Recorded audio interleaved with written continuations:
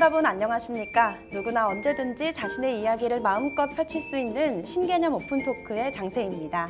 오늘은 스튜디오에 특별한 분을 모셔봤는데요. 그럼 지금 바로 만나보겠습니다.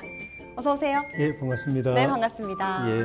먼저 시청자분들께 본인 소개 부탁드릴게요. 안녕하십니까, 시청자 여러분. 조혜진입니다.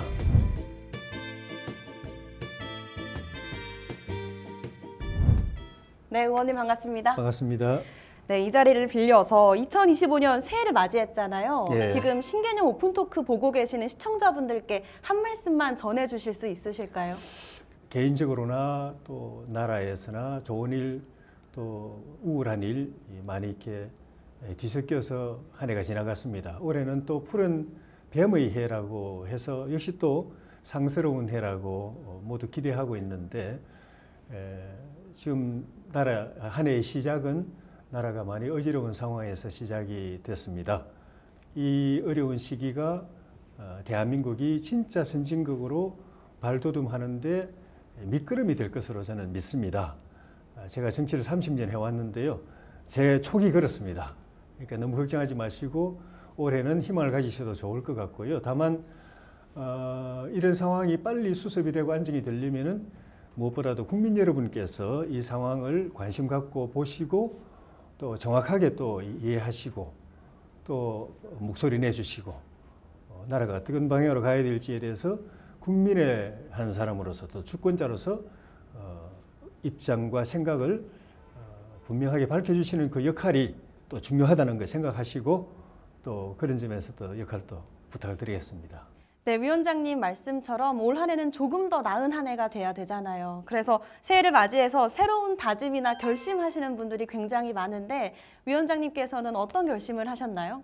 저도 이제 인생이 또 후반기로 넘어가고 정치도 30년 정치에 이제 얼마가 남았을지 알 수 없는 그런 시기이기 때문에 네. 올해는 개인적으로 내실을 충실하게 다져서 앞으로 저한테 또 다시 공직에 나아가서 일을 할 기회가 왔을 때 제대로 할 수 있도록 욕심을 부리자면 완벽한 정치인으로서 네. 성숙한 정치인으로서 나설 수 있도록 준비하는 것. 준비하는 한 해요. 예, 이것이 올해의 저의 소망이고 계획입니다. 네, 위원장님께서는 서울대학교 법대 출신이신데요. 대학생 시절부터 정치를 꿈꾸셨다고요? 저희 서울대 법대 82학번이 좀 유난한 학번입니다. 학력고사 전국 1등에서 400등 사이에 친구들이 몽땅 다 서울대 법대로 지원해가지고 네. 들어올 때부터 인물이 다 몰렸고 예를 들면 지금 대통령 권한 대행하고 있는 최상목 대행 그리고 우리 국민의힘에서는 나경원 의원, 원희룡 전 장관, 조국당의 이 당대표 네. 이런 분들이 다 이제 저희 동기들이고 그렇군요.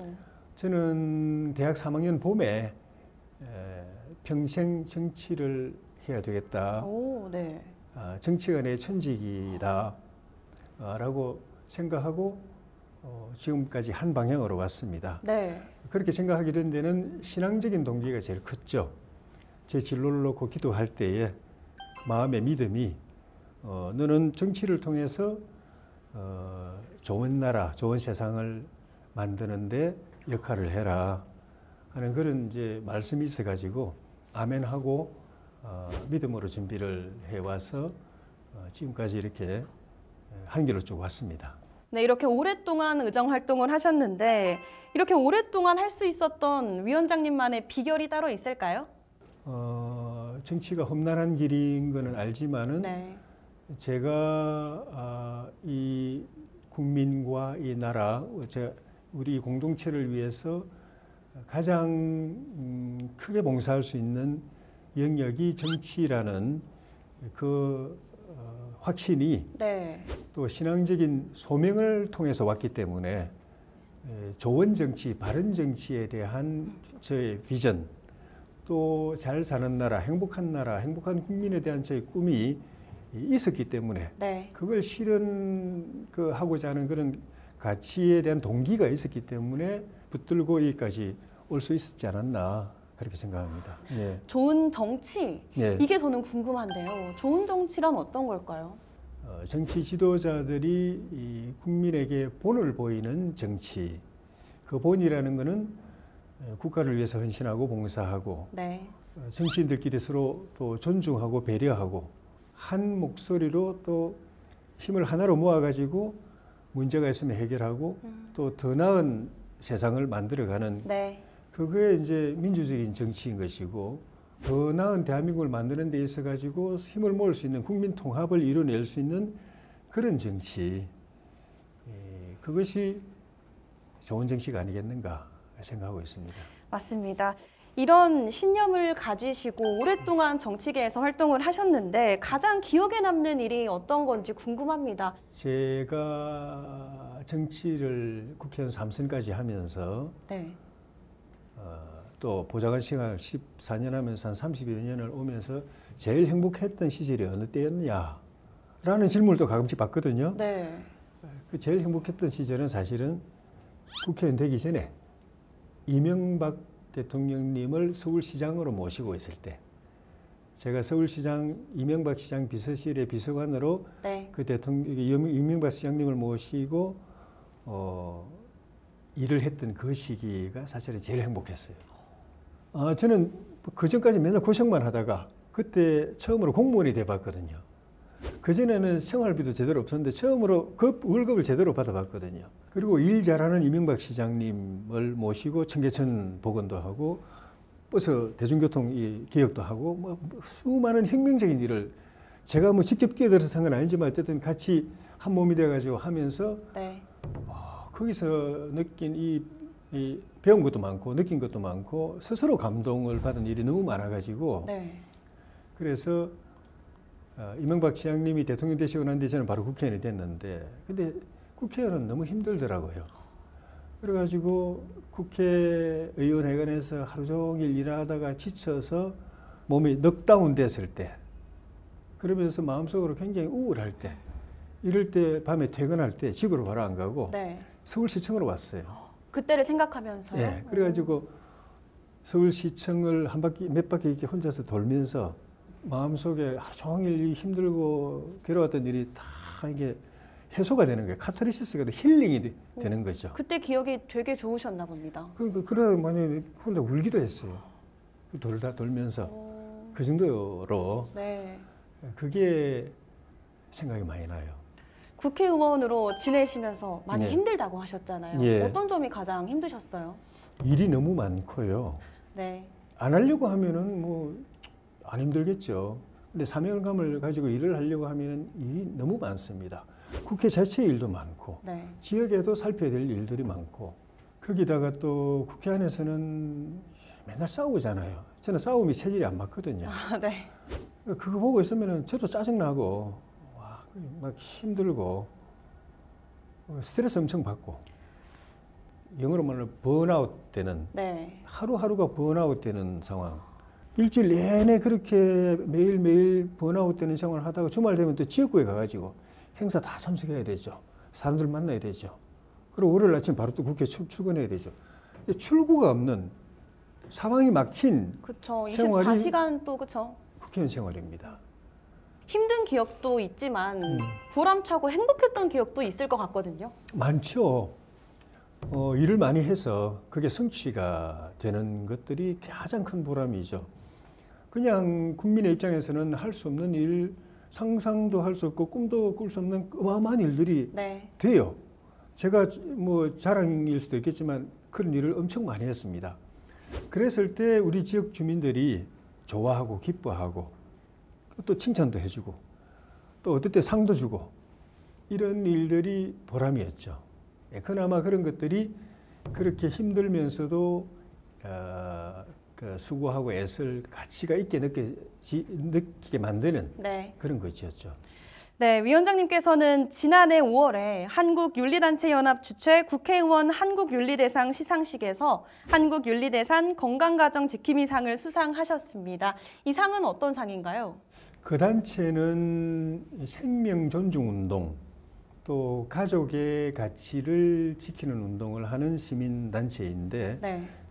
그런 생명존중운동이나 가족 가치 지키기 운동 이런 데 또 같이 했고 그 연장선상에서 낙태 제한법을 제가 대표 발의를 했습니다. 네. 그런 거를 다 높게 평가해서 상을 주신 거 아닌가 싶습니다. 네. 낙태죄 관련 법안을 발의해서 수상을 하셨는데 예. 이 법안에 대해서도 궁금합니다. 어떤 내용일까요? 한 두세 개 법에서 규정을 가지고 낙태를 상당히 강하게 규제를 했는데 그러다 보니까 암암리에 낙태가 불법 낙태가 어마어마하게 많이 벌어졌죠. 네. 그런데 이제 몇 년 전에 헌법재판소에서 이 규정에 대해서 위헌 결정을 했습니다. 그러니까 낙태를 규제하는 거는 뭐 할 수 있는데 태아도 보존해야 되지만 산모의 그렇죠. 이 자기 결정권이라든지 네. 또 건강권 이런 것도 보존해 줘야 되는데 이게 기울어져서 태아 쪽으로 너무 많이 기울어졌다. 해서 이 균형 맞추는 법으로 고치라고 헌법재판소가 결정을 했어요. 네. 그랬더니 갑자기 이제 이쪽 반대쪽의 사람들이 확 이제 들고 나와가지고 이번 기회에 아예 낙태를 자유화해버리자. 이거 그냥 이걸 다 합법화하자라고 이제 완전히 또 반대쪽으로 가려고 하는 거예요. 네. 그래서 그 균형이 맞게 법을 개정을 해야 된다고 생각해서 제가 제출한 법안이 태아의 생명권도 보존하면서 산모의 자기 결정권이나 또 건강권이나 사생활 보호권 이런 것도 균형 있게 보호하는 법안을 만들어낸 것이 그 낙태 제한법이었습니다. 네, 지금까지 말씀해 주셨던 낙태죄 관련된 법안 말고 위원장님께서 생각하시는 우리 사회에 현존하는 가장 큰 현안은 무엇이라고 생각하시나요? 경제적으로는 많이 발전했죠. 경제 규모로는 전 세계 10위권이고 네. 작년에 그 어려운 시기에도 수출이 세계 6위까지 올라갔어요. 경제적으로는 분명히 선진국인데 네. 국민들은 행복하지 않아요. 지금 말씀드린 뭐 낙태도 어마어마하게 많지만은 네. 자살이 엄청 많고 그쵸. 또 출생률 뚝 떨어지고 또 흉악 범죄도 늘어나고 또 마약도 늘어나고 이거 다 국민들이 행복하지 않은 그 표시거든요. 그래서 경제가 성장하는 만큼 국민들이 행복한 나라 만드는 것 네. 그게 중요하고 네. 그러려면은 이 정치인들이 그런 부분에 대해서 좀 이제 역할을 문제인식을 갖고 역할을 잘 해줘야 되고 네. 나라를 위해서 같은 마음으로 봉사하는 그런 정치를 정치인들이 본을 보이면은 국민들도 갈등이 적을 거예요. 스트레스도 적고 국민들도 자기들끼리 뭐 무슨 의견 충돌이 있어도 정치인들 하듯이 막 그냥 막 욱하고 하지 않고 대화로 소통으로 풀어가고 그렇게 되는 것이 이 진짜 선진국의 행복한 국민들의 삶이 아니겠는가. 네. 그거를 국회의원들이 먼저 모범을 보여야 되지 않나 그런 생각합니다. 맞습니다. 말씀처럼 이런 모습들이 굉장히 이상적인 건데 예. 사실 현실에선 쉽지가 않잖아요. 예. 어떻게 해야 이게 가능해질까요? 결론만 말씀드리면은 국민들이 나서셔야 돼요. 정치가 이렇게 망가졌잖아요. 국민들을 실망시키잖아요. 정치 때문에 더 나라 발전이 더 발목이 잡히고 있잖아요. 왜 그래 됐느냐? 국민들이 정치에 관심을 안 가지니까 그런 거예요. 국민들이 공천을 제대로 자격이 있는 사람을 공천하는지 정말 국민을 위해서 봉사할 마음이 있는 사람들을 공천하는 건지 또 일을 잘할 능력이 있는 사람을 공천하는 건지 그런 거 안 보고 그냥 공천하면은 속된 말로 불량품을 그냥 내놔도 이쪽은 이쪽 무조건 찍어주고 저쪽은 무조건 찍어주고 그러니까 위에서 정치하는 사람들은 그냥 뭐 우리가 뭐 누굴 내놔도 그냥 뭐 국민들은 알아서 우리 편은 알아서 찍어주네. 그러니까 고민도 안 하고 마음대로 공천해버리고 자격이 안 되는 사람들, 싸우기만 하는 사람들, 자기 그 이익만 생각하고 국민과 나라를 생각하지 않는 사람들을 마구 공천하니까 정치가 뚝 수준이 떨어져 버린 거예요. 제가 감사하게 생각하는 이번에 계엄 사태를 계기로 해서 국민들이 나라의 현실에 대해서 이제 관심을 가지고 나서고 네. 저 목소리 내고 하는 것이 이게 굉장히 저는 좀 혁명적인 변화라고 생각이 들어요. 이렇게 가면은 이제 정치도 바뀔 수밖에 없을 거예요. 네, 그럼 이제 김해 지역으로 조금 시야를 좁혀볼 텐데요. 김해 지역의 주요 현안은 무엇이라고 보세요? 김해가 이 경남의 다른 지역에 비해서는 경제적으로 좀 나은 편이긴 한데 김해 우리 시민들의 소득 수준은 그렇게 높은 편이 아닙니다. 공업 지역이고 산업이 발달해 있고 공장이 많음에도 불구하고 네. 별로 높지 않아요. 그게 보면은 이게 기업은 많은데 경쟁력이 있는 기업이 적어서 그런 겁니다. 어떻게 보면 한계 기업들이 많고 그래서 김해시가 경제적으로 제대로 내실 있게 성장하려면 경쟁력 있는 중견 기업들 또 대기업들이 들어와야 됩니다. 그거를 우리 정치인들과 또 시에서 같이 손을 잡고 유치를 해야 되고요.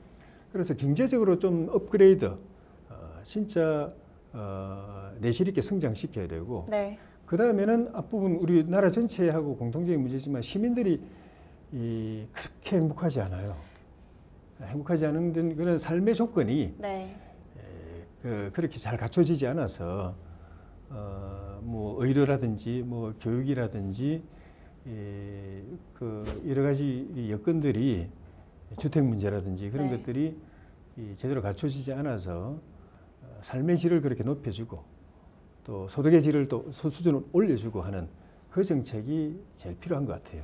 그럼 참 좋겠네요. 예. 네. 모두가 조금 더 행복한 한 해가 되면 좋겠습니다. 저는 예. 올 한 해가. 예. 네, 계속 질문 이어가도록 하겠습니다. 의정 활동을 할 때 가장 중요한 건 무엇보다 시민들과의 소통이지 않습니까? 이 위원장님께서 시민들과의 소통을 위해서 어떤 노력을 하시는지 궁금합니다. 일단은 월, 화, 수는 서울에서 일을 보고요. 목, 금, 토는 내려오고 내려와서는 행사 같은 데 참석해서 시민들 만나고 또 호흡하고 말씀도 듣고 네. 그다음에 그 민원 간담회라든지 이런 자리들을 통해서 또 대화하고 시민들의 생각을 듣고 또 지역 실정에 대해서도 좀 더 소상하게 듣고 제가 해야 될 일, 우리 당이 해야 될 일이 뭔지를 또 살피고 그리고 개인적으로 또 아는 분들하고 일이 있을 때마다 만나거나 또 통화하면서 지역 실정이라든지 또 정치 민심이라든지 우리 당에 대한 시각이라든지 그런 것들을 또 듣고 그렇게 하고 있습니다. 알겠습니다. 그럼 마지막으로 시민분들에게 또 시청자분들에게 전하고 싶은 말씀 한마디 전하면서 오늘 네. 마치도록 하겠습니다.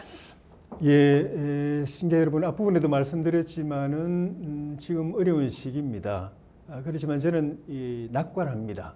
이 어려운 시기가 우연히 온 것도 아니고 그냥 일회성으로 지나가는 것도 아닐 것이고 우리 모두가 꿈꾸는 진짜 선진국 대한민국으로 딱 올라서는 중요한 전환점이 될 걸로 저는 생각합니다. 전화위복이란 말도 있지 않습니까? 화가 왔지만은 이걸 거꾸로 복으로 만드는 그런 잠재력이 전 세계에서 1등인 나라가 우리나라고 우리 국민들입니다.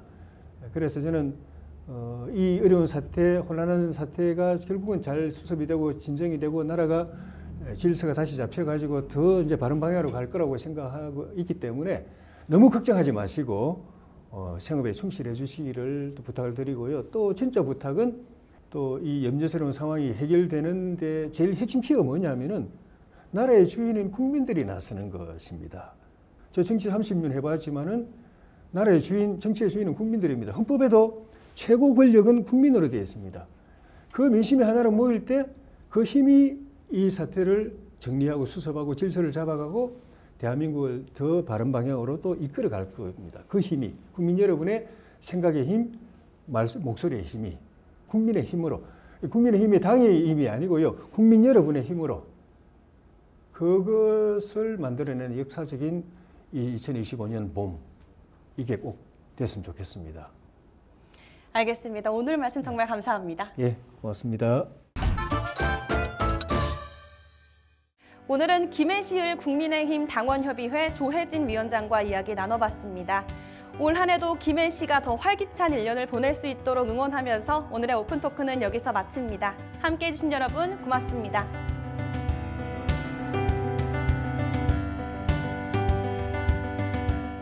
여러분들의 구독과 좋아요는 저희에게 큰 힘이 됩니다.